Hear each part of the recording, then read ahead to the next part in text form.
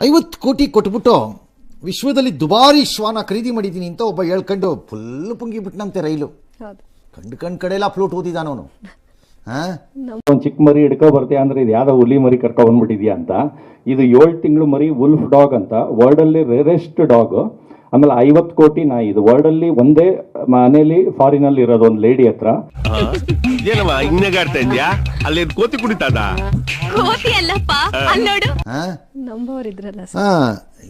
ನಮ್ ದೇಶದಲ್ಲ, ನಮ್ ದೇಶದಲ್ಲಿ ಇಂಥದ್ನೇಲ್ವಾ ಚುಚ್ಕೊಂಡು ಚುಚ್ಕೊಂಡು ಚುಚ್ಕೊಂಡು ನೋಡ್ಬೇಕು. ರೀಲ್ಸ್ ರೀಲ್ಸ್ ತಿನ್ನಕ್ಕೆ ದುಡಿಯಕ್ಕೆ ಯೋಗ್ಯತೆ ಇಲ್ಲದೆ ಅವಕ್ಕೆಲ್ಲ ರೀಲ್ಸ್ ಅಂತೆ. ರೀಲ್ಸ್ ನನ್ನಷ್ಟಕ್ಕೆ ನಾನು ಇರ್ತೀನಿ, ಸುಮ್ನೆ ಬಂದು ಕೆಣಕ್ಸೋದು ನನ್ನ ಮಕ್ಕಳು ನೆಟ್ಗೆ. ಆಯ್ತಾ, ಇರ್ಲಿ, ಅವ್ನು ಏನಾರು ಮಾಡ್ಕೊಂಡೋಗ್ಲಿ. ಇವನು ಎಲ್ಲ ಬುಟ ರೈಲನ್ನ ಚೆನ್ನಾಗಿ. ಇಡೀನವ್ರು ಮಾತ್ರ ಸೂಪರ್ ಇಂಟೆಲಿಜೆಂಟ್. ಇವರು ನೋಡಿದ್ರೆ ಅದನ್ನ ನೋಡ್ಬಿಟ್ಟು ಅಲ್ಲಲ್ಲೇ 50 ಕೋಟಿಗೂ ನಾಯಿ ಇದೆಯಾ ಇರ್ಬೋದು, ತಗೊಂಡಿದ್ದೀನಿ ಅಂತಾನಲ್ಲ ಇವನು. ಹೆಂಗ್ ತಗೊಂಡ? ಫಂಡ್ಸ್ ಎಲ್ಲಿಂದ ಬಂತಿದ್ದಕ್ಕೆ? ಏನಿರ್ಬೇಕು ಇವನು ಆದಾಯ ಅಂತ. ಸುಮ್ಮನೆ ಬ್ಯಾಂಕ್ ಚೆಕ್ ಮಾಡಿದ್ರಂತೆ, ಕೇಳ್ಕೊಂಡೆ ಯಾರಿಗೋ.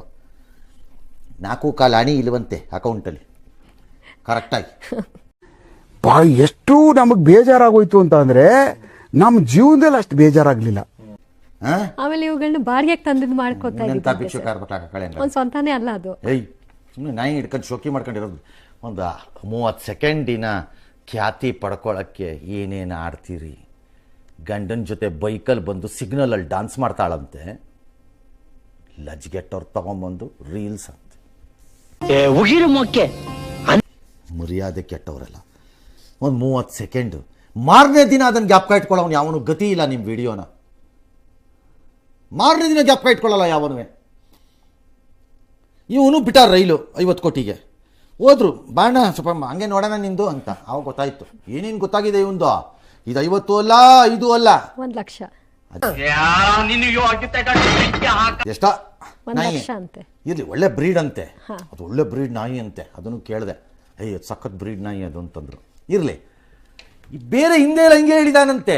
ಅದೆಲ್ಲ ಚೆಕ್ ಮಾಡಿದ್ರೆ ಯಾರ್ಯಾರೋ ಓನರ್ ತಗೊಂಬಂದು ನಿಂಗೆ ಫೋಟೋ ತೆಗಿಸ್ಬಿಟ್ಟು ಖರೀದಿ ಮಾಡಿದೀನಿ 6 ಕೋಟಿ, ಖರೀದಿ ಮಾಡಿದೀನಿ 4 ಕೋಟಿ ಅಂತ ಹೇಳ್ಬಿಟ್ಟ ಅಂತೇನು. ಓನರೇ ಬೇರೆಯವರು, ಓನರ್ ಯಾರೋ ಅಂತೆ. ಯಾವ ಲೆವೆಲ್ ಅಲ್ಲಿ ಇದೆಯಾ ನೋಡ್ಕೋ. ಕರ್ನಾಟಕದ ಅಮೋಘ ರಾಜಕಾರಣದ ಮಧ್ಯೆ ಒಂದೊಳ್ಳೆ ರಿಲ್ಯಾಕ್ಸೇಷನ್ ಕೊಟ್ಟೆ ಗುರು. Thank you.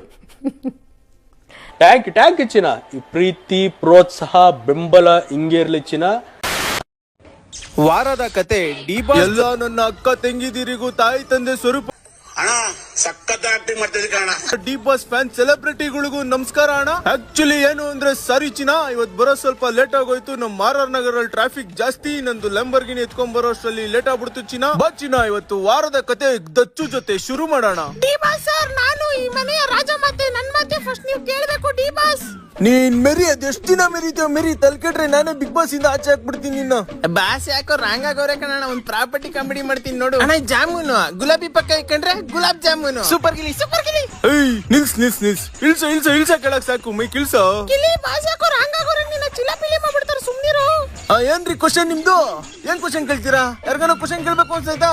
ಕೇಳ್ರಿ ಸರ್. ಎಲ್ಲರೂ ಬಿಗ್ ಬಾಸ್ ಅಲ್ಲಿ ಗ್ರೂಪಿಸಮ್ ಮಾಡ್ತಾ ಇದಾರೆ sir. I seriously don't know why the fuck ಏನ್ರಿ ಅದು ಮಾತಾಡೋದು? People are behaving like this or like. ಒಂದೊಳಗೆ ಇಷ್ಟಪಡ್ತೀನಿ ಚಿನ್ನ. I can be too good or I can be too bad. ತಾಯಿನಾಡ್ ವಿಷಯಕ್ಕೆ ಬಂದ್ರೆ ನಾನು ಯಾವತ್ತು ಸುಮ್ನೆ ಇರಲ್ಲ ಚಿನ್ನ. ಬಿಗ್ ಬಾಸ್ ಅಲ್ಲಿ ಎಲ್ಲರೂ ಕನ್ನಡನೇ ಮಾತಾಡ್ಬೇಕು. ಇದು ನನ್ನ ರಿಕ್ವೆಸ್ಟ್ ಅಲ್ಲ, ಆರ್ಡರ್ ಚಿನ್ನ.